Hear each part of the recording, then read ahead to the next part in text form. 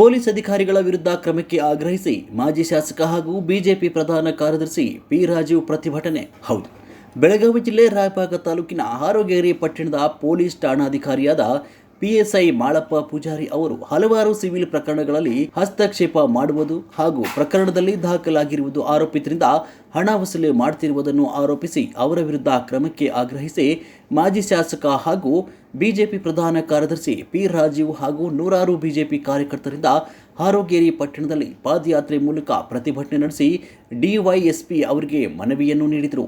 ಈರಪ್ಪ ಚೌಗಲ ಹಾಗೂ ಸಿದ್ದಲಿಂಗಯ್ಯ ಮಠಪತಿ ಇವರ ಮನೆಗೆ 4 ಬಾರಿ ಭೇಟಿ ನೀಡಿ ಯಾವುದೇ ನೋಟಿಸ್ ನೀಡದೆ ಅಕ್ರಮವಾಗಿ ಗೃಹ ಪ್ರವೇಶ ಮಾಡಲು ಮನೆಗಳಲ್ಲಿ ಈರಪ್ಪ ಮತ್ತು ಶ್ರೀ ಸಿದ್ದಲಿಂಗಯ್ಯ ಮಠಪತಿ ಇವರು ಮನೆಯಲ್ಲಿ ಇಲ್ಲದಿದ್ದರೂ ಸಹ ಸದರಿಯವರ ಮನೆಯ ಹೆಣ್ಣು ಮಕ್ಕಳಿಗೆ ಪೊಲೀಸ್ ಅಧಿಕಾರಿಯವರು ಠಾಣೆಗೆ ಬಂದು ಹಾಜರಾಗದೆ ಇದ್ರೆ ಅವರ ಮೇಲೆ ಇನ್ನಷ್ಟು ಉಗ್ರ ಕಲಂಗಳನ್ನು ಹಾಕಿ ಜೈಲಿಗೆ ಕಳಿಸ್ತೇನೆ ಅಂತ ಭಯಪಡಿಸುತ್ತಿರ್ತಾರೆ.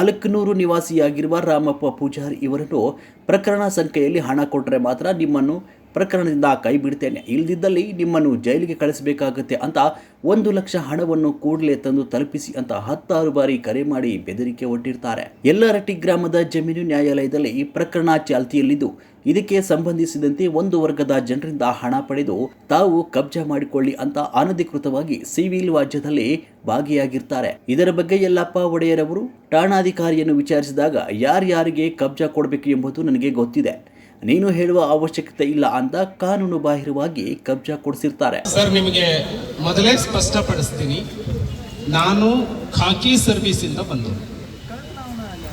ಪೊಲೀಸ್ ಸ್ಟೇಷನ್ ಇರುವಂತದ್ದು ಸಾರ್ವಜನಿಕರಿಗೆ ರಕ್ಷಣೆ ಕೊಡ್ಲಿಕ್ಕೆ. ಈ ಪೊಲೀಸ್ ಸ್ಟೇಷನ್ ಹೇಗಾಗಿದೆ ಅಂದ್ರೆ ಕಲೆಕ್ಷನ್ ಸೆಂಟರ್ ಮಾಡ್ಕೊಂಡು ಕೂತಿದ್ದಾರೆ. ಯಾವ ಮಟ್ಟಕ್ಕೆ ಹರಾಸ್ಮೆಂಟ್ ಆಗಿದೆ ಅಂದ್ರೆ 1-2 ಪ್ರಕರಣಕ್ಕೆ ನಾನು ನಿಮಗೆ ಫೋನ್ ಮಾಡಿದ್ದೀನಿ.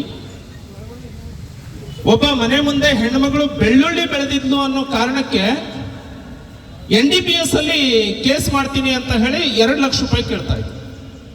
ನೀವು ಬರೋ ಮುಂಚಿನ DSPಗೆ ನಾನು ಫೋನ್ ಮಾಡಿದ್ಮೇಲೆ, ಗಿರೀಶ್ ಅವ್ರಿಗೆ ಮಾಡಿದ್ಮೇಲೆ, ಈ ತರ ಒಂದು ಬೆಳ್ಳುಳ್ಳಿ ಬೆಳೆದಿದ್ದಕ್ಕೆ ಗೊತ್ತಿಲ್ಲದೆ ಹೆಣ್ಮಗಳು 2 ಹಚ್ಚಿದಾಳ. ಗೊತ್ತದು NDPS ಅಲ್ಲಿ ಕೇಸ್ ಮಾಡ್ತೀನಿ 2 ಲಕ್ಷ ರೂಪಾಯಿ ಕೊಡಬೇಕು ಅಂತ ಹಿಂದಿನ ಗಿರೀಶ್ ಅವರು ಇದ್ದಾಗ ಇದಾಯ್ತು. ಅಲ್ಲಿಂದ ಇಲ್ಲಿವರೆಗೆ 100 ಪ್ರಕರಣಕ್ಕೆ ನಾನು ಮಾತಾಡಿದ್ದೆ.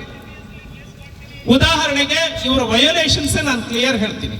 ಆದುದರಿಂದ ಸದರಿಯವರ ಮೇಲೆ ಸೂಕ್ತ ಕಾನೂನು ಕ್ರಮ ಕೈಗೊಂಡು ಸಾರ್ವಜನಿಕ ಸೂಕ್ತ ನ್ಯಾಯ ಒದಗಿಸಬೇಕಂತ ಪ್ರತಿಭಟನಾಕಾರರು ಕೂಗು ಕೇಳಿ ಬರ್ತಿತ್ತು. ಈ ಸಂದರ್ಭದಲ್ಲಿ ಕುಡ್ಚಿ ಮಂಡಲ ಅಧ್ಯಕ್ಷರಾದ ಶ್ರೀಧರ್ ಮೂಡಲಗಿ, ಪುರಸಭೆ ಅಧ್ಯಕ್ಷರಾದ ವಸಂತಲಾಳಿ, ಮಲ್ಲಪ್ಪ ಐನಾಪುರ್, ಸುನಿಲ್ ಗೌಡ ಪಾಟೀಲ್, ನಿಂಗಪ್ಪ ಪಕಾಂಡೆ, ರಮೇಶ್ ಕೇತಗೌಡರ್, ನರಸು ತುಳಸಿಗೇರಿ, ಕುಮಾರ್ ಬನಶಂಕರಿ, ರಾಜು ಅರಳಿಕಟ್ಟಿ ಹಾಗೂ ಅನ್ಯಾಯಕ್ಕೊಳಗಾದ ಸುತ್ತಮುತ್ತಲಿನ ಗ್ರಾಮದ ಸಾರ್ವಜನಿಕರು ಉಪಸ್ಥಿತರಿದ್ದರು.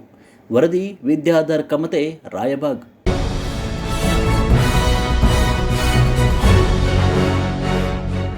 ನಿರ್ಭೀತಿ, ನಿಷ್ಪಕ್ಷಪಾತ, ನಿಖರವಾದ ಸುದ್ದಿಗಳಿಗಾಗಿ ನೀವು ನೋಡ್ತಾ ಇರಿ UKTV ಕರ್ನಾಟಕ.